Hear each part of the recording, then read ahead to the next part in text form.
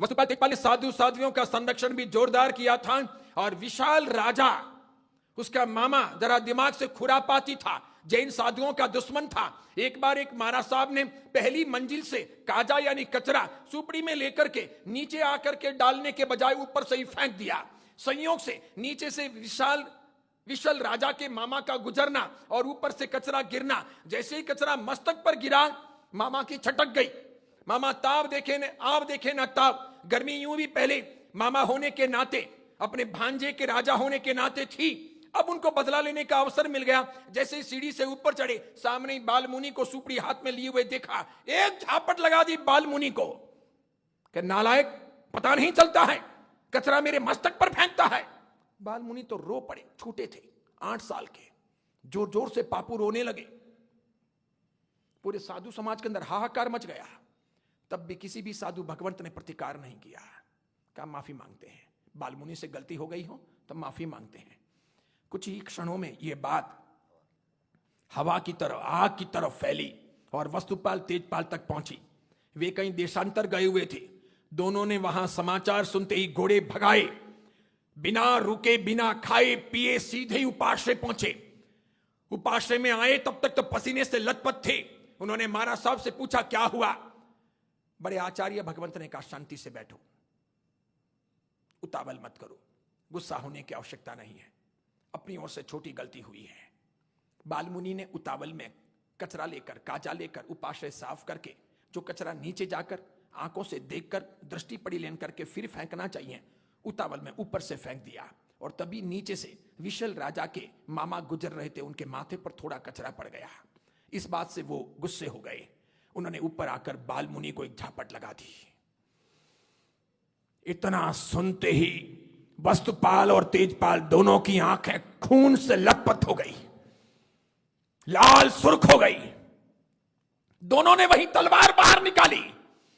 महाराज साहब सब इकट्ठे हुए और सबने वस्तुपाल तेजपाल का हाथ पकड़ा के, नहीं, ऐसा अनर्थ नहीं करना है, हिंसा नहीं करनी है, अपराध नहीं करना है। किसी पंचेंद्रिय को, एक इंद्रिय को जब अपने नहीं मारते तो पंचेंद्रिय को मारना ही नहीं है। जब किसी एक इंद्रिय जीव को भी नहीं मारते तो पंचेंद्रिय जीव को मारना नहीं है। आप ये तलवारें वापस म्यान में डाल दो।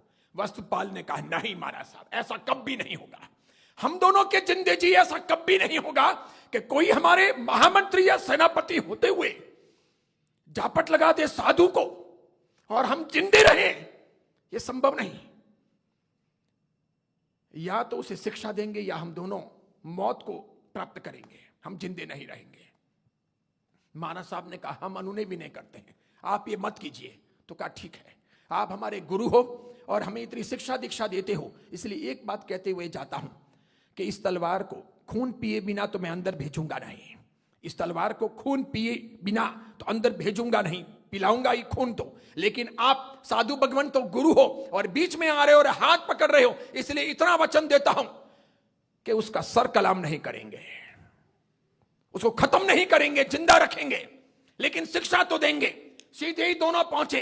वे दोनों पहुंचे, उसके पीछे पूरी सेना और पूरा राज्य, 36 कौम, यहां तक कि मुसलमान भी, ST SC OBC भी, राजपूत राजपुरोहित ब्राह्मण घांची माली चौधरी भी और समग्र जैन समाज भी, सबने विशाल राजा के बहुत विशाल राजमहल को घेर दिया चारों तरफ से।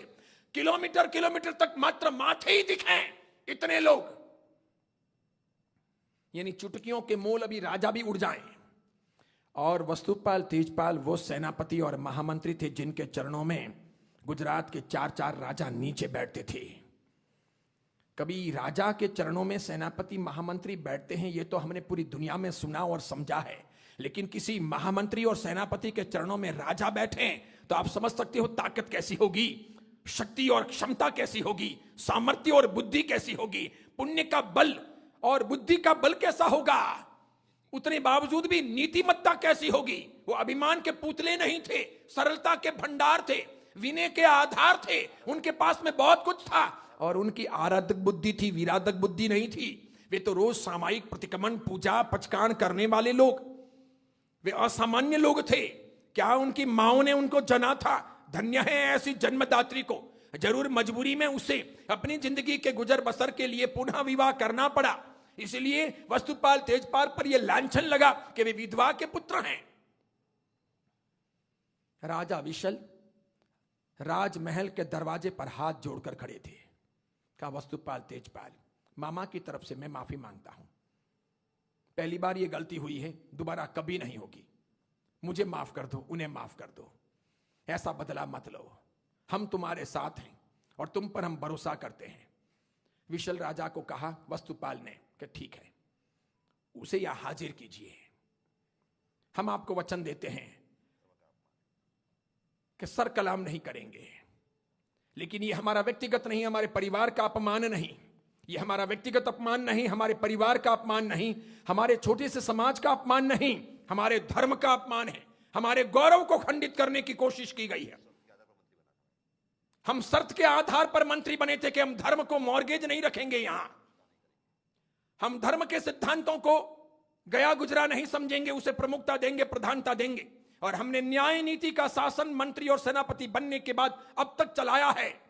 हमने किसी भी व्यक्ति के प्रति कभी कोई अन्याय नहीं किया है। सबको अपने अपने धर्म, अपने अपने संप्रदाय, अपनी अपनी नीतियां, अपने अपने पंथ के अनुसार जीने का अधिकार दिया है। कोई समझौता नहीं किया है। हम बिके भी नहीं है और दूसरों को हमने खरीदा भी नहीं है। कहा हाजिर कीजिए आप। क्या तुम मुझसे काट दोगे तो, खत्म कर दोगे तो क्या वादा करते हैं दोनों कि जो हम जैन गुरु भगवंतों के भक्त नहीं करते, झूठ नहीं बोलते, जो वादा करते हैं उसे पूरा करते हैं, नहीं काटेंगे, नहीं मारेंगे, खत्म नहीं करेंगे। लेकिन एक अंगूठे का खून पिए बिना यह तलवार अंदर नहीं जाएगी। बस इतनी सजा देंगे। मामा को हाजिर किया कि जीवन पर्यंत तुम्हें यह याद रहे कि तुमने एक निर्दोष साधु पर बाल मुनि होते हुए भी झापट लगा करके अत्याचार किया था। बताओ वह कौन सा हाथ है जिस हाथ से तुमने थप्पड़ मारी थी? जैसे ही विशल के मामा ने हाथ यूं किया, वस्तुपाल ने जोर से तलवार घुमाई, अंगूठा काट दिया। का जीवन पर्यंत ये कटा हुआ अंगूठा तुम्हें ये याद दिलाएं कि तुमने इस हाथ से किसी जैन साधु को थप्पड़ मारी थी। बस इतनी सजा देता हूं, इसका प्रायश्चित हम करेंगे। लेकिन हम ये संदेश देते हैं कि हमारे राज्य में इस प्रकार चलेगा नहीं। हम हिंदू साधु हों या मुसलमानों के मौलवी हों, किसी का भी अपमान होने नहीं देते, करने नहीं देते। जिंदे जी जैन समाज के हम अधिकारी हों और ईमानदारी से समाज का संचालन करते हों, और मेरे साधु को झापट पड़ जाए तो हमारे लिए तो यहीं जमीन खुदवा करके मर जाने के बराबर है, वस्तुपाल तेजपाल ने कहा। और तब आपको कह देना चाहता हूं, 36 कौम पीछे खड़ी थी, पूरा गुजरात देख रहा था, लाखों की तादाद में मुसलमान पीछे खड़े थे, इतने सारे एसटी एससी ओबीसी लाखों की तादाद में पीछे खड़े थे। एक कौम का आदमी बाकी नहीं जो पीछे ना खड़ा हो। कैसी ईमानदारी रही होगी, कैसे लोग रहे होंगे, कैसा जलवा रहा होगा। वापस उन्होंने वैसा किया होगा, इसीलिए तो आया होगा। मैं पहले ही कह चुका, उन्होंने किसी को खरीदा नहीं था और वो बिकने वाले लोग भी नहीं थे। समझने जैसी बात है, वो बिकने वाले लोग भी नहीं थे और उन्होंने किसी को बेचते हुए